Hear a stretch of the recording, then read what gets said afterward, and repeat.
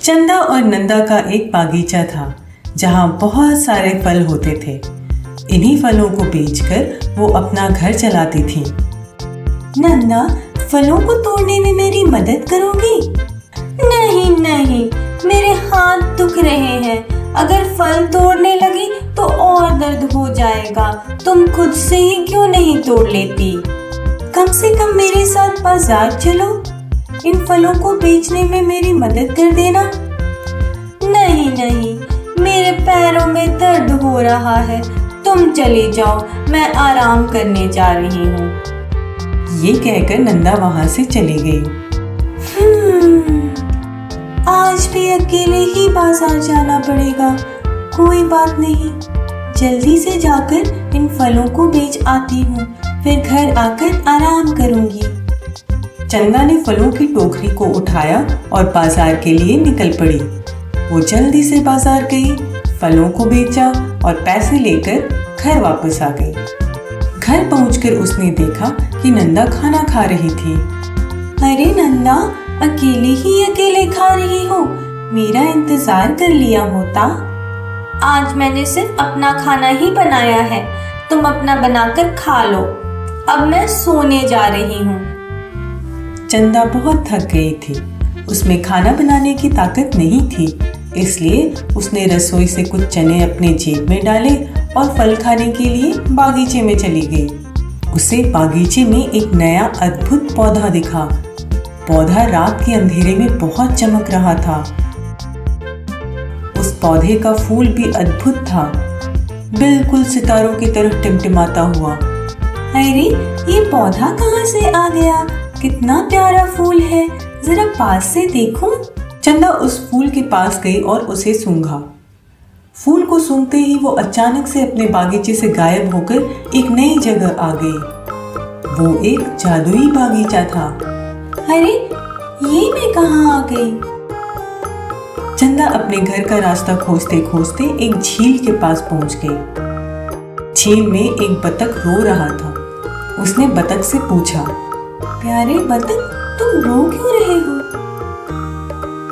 मेरा नन्हा मुन्ना बच्चा कहीं खेलते खेलते चला गया।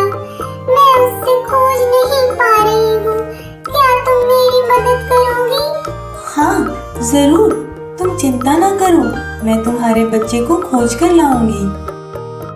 बच्चे को खोजते खोजते चंदा एक फव्वारे के पास पहुंची। वहाँ बतख का बच्चा खेल रहा था।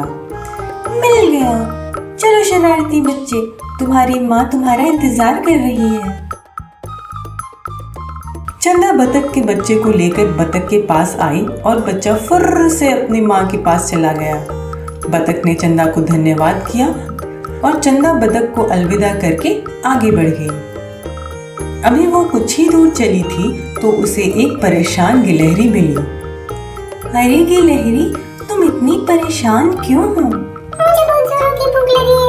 क्या तुम मेरी मदद कर सकती हो? चंदा ने फट से अपने जेब में पड़े चने गिलहरी को दे दिए। गिलहरी बहुत खुश हो गई और उसे धन्यवाद किया। चंदा गिलहरी को अलविदा करके आगे बढ़ गई। तभी उसे खाने की खुशबू आई। वो मुग्ध होकर उस खुशबू के पीछे जाने लगी और एक बड़े आलीशान घर के पास पहुंची। अंदर से स्वादिष्ट खाने की खुशबू से भूखी चंदा व्याकुल होकर झांकने लगी। तभी अचानक एक बूढ़ी औरत आई। क्या हुआ प्यारी बच्ची? लगता है तुम अपना रास्ता भटक गई हो। हाँ माँ, बहुत थक गई हूँ और भूख भी लगी है। अरे बेचारी बच्ची, आओ मेरे घर अंदर चलो।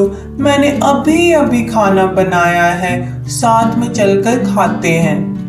अम्मा ने चंदा को बड़े प्यार से खाना खिलाया। चंदा ने भी भर पेट खाना खाया। बेटी, बहुत रात हो चुकी है, आज मेरे घर रह जाओ। कल मैं तुम्हें तुम्हारे घर के रास्ते तक पहुंचा दूंगी। ठीक है अम्मा, इतना स्वादिष्ट भोजन कराने के लिए धन्यवाद। क्या मैं आपकी कोई सहायता कर सकती हूँ? कुछ भी नहीं बेटा, बस मेरे कमरे में एक पुराना संदूक रखा है, उसे साफ कर देना। अगले दिन सुबह होते ही चंदा ने बिना बोले अम्मा के पूरे घर की सफाई कर दी। सफाई करके उसने पुराने संदूक को भी चमका दिया। अम्मा ने चंदा को फिर पेट भर स्वादिष्ट खाना खिलाया। मेरा ख्याल रखने के लिए धन्यवाद अम्मा। अब मुझे घर चलना चाहिए। अम्मा चंदा को बागीचे से होते हुए एक सोने के दरवाजे के पास ले गई। ये है सुनहरा दरवाजा, यहाँ से तुम जहाँ भी जाना चाहो जा सकती हो। अम्मा, मुझे आपकी बहुत याद आएगी। आप बहुत अच्छी हैं।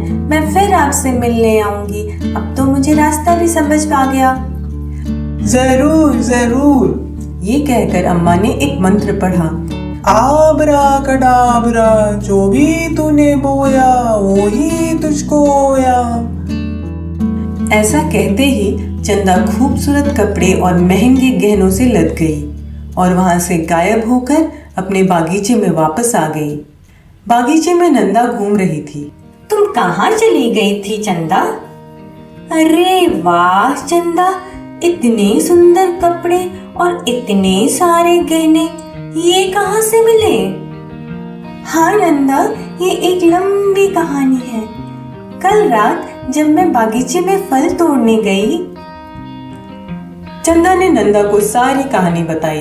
तभी नंदा ने सोचा कि वो भी वहां जाकर अम्मा से ढेर सारे गहने और नए कपड़े लेकर आएगी। उसी रात नंदा बागीचे में गई और उस विचित्र पौधे के फूल को सूंघा और बिल्कुल वैसे ही जादुई बगीचे में पहुंच गई। नंदा जब झील के पास गई तो उसे रोते हुए बतख ने अपने खोए हुए बच्चे के बारे में बताया। मेरा नन्हा मुन्ना बच्चा कहीं खेलते खेलते चला गया। मैं उससे खोज नहीं पा रही हूँ। क्या तुम मेरी मदद करोगी? मेरे पास समय नहीं है। मैं जल्दी में हूँ। मैं अमीर बनने जा रही हूँ। अभी वो कुछ ही दूर चली थी तो उसे एक परेशान गिलहरी मिली। मुझे बहुत जोरों की भूख लगी है। क्या तुम मेरी मदद कर सकती हो? मेरे पास समय नहीं है। मैं जल्दी में हूँ। मैं अमीर बनने जा रही हूँ। नंदा को फिर स्वादिष्ट खाने की खुशबू आई और खुशबू के पीछे पीछे उसने अम्मा का घर खोज लिया। अंदर कोई है? हाँ, बोलो क्या हुआ? मैं भटक गई हूँ और मुझे भूख लगी है। अम्मा ने उसे अंदर बुलाकर खाना खिलाया। क्या मैं आज रात यहाँ रुक सकती हूँ? ठीक है, बस मेरी एक पुरानी संदूक है, उसे साफ कर देना। अगले दिन नंदा ने पूरे घर में खा पीकर घर को गंदा कर दिया। नंदा ने संदूक की भी सफाई नहीं की। उल्टा संदूक खोलकर उसमें से उसने कुछ गहने अपने पास रख लिए। बेटी, अब तुम्हें अपने घर चले जाना चाहिए। ये है सुनहरा दरवाजा, यहाँ से तुम जहाँ भी जाना चाहो जा सकती हो। अम्मा, आप वो मंत्र नहीं पढ़ेंगी? क्यों नहीं? आबरा कडाबरा, जो भी तूने बोया वो ही तुझको होया। पर ये क्या, नंदा तो भिखारी बन गई और अपने बागीचे में वापस पहुंच गई। तभी वहां चंदा भाग कर आई। अरे नंदा, ये क्या हो गया? मैं भी गई थी अम्मा के पास। उसने मेरा ये हाल बना दिया। क्या तुमने रास्ते में जानवरों की मदद की थी? नहीं। क्या तुमने अम्मा की मदद की थी? नहीं, उल्टा उनके संदूक से जेवर चुरा लिए और वो भी मिट्टी में बदल गए। नंदा को अपनी गलती का एहसास हुआ। मुझे माफ कर दो चंदा, मैं एक अच्छी बहन नहीं हूँ। मैं आलसी और झूठी हूँ। कोई बात नहीं नंदा, जो बीत गई सो बात गई। तुमने अपनी गलती मान ली, अब तुम सुधर सकती हो। इसके बाद नंदा सुधर गई। अब नंदा चंदा के काम में उसका हाथ बटाती थी और आलस नहीं करती थी। और चंदा और नंदा दोनों खुशी खुशी से रहने लगे।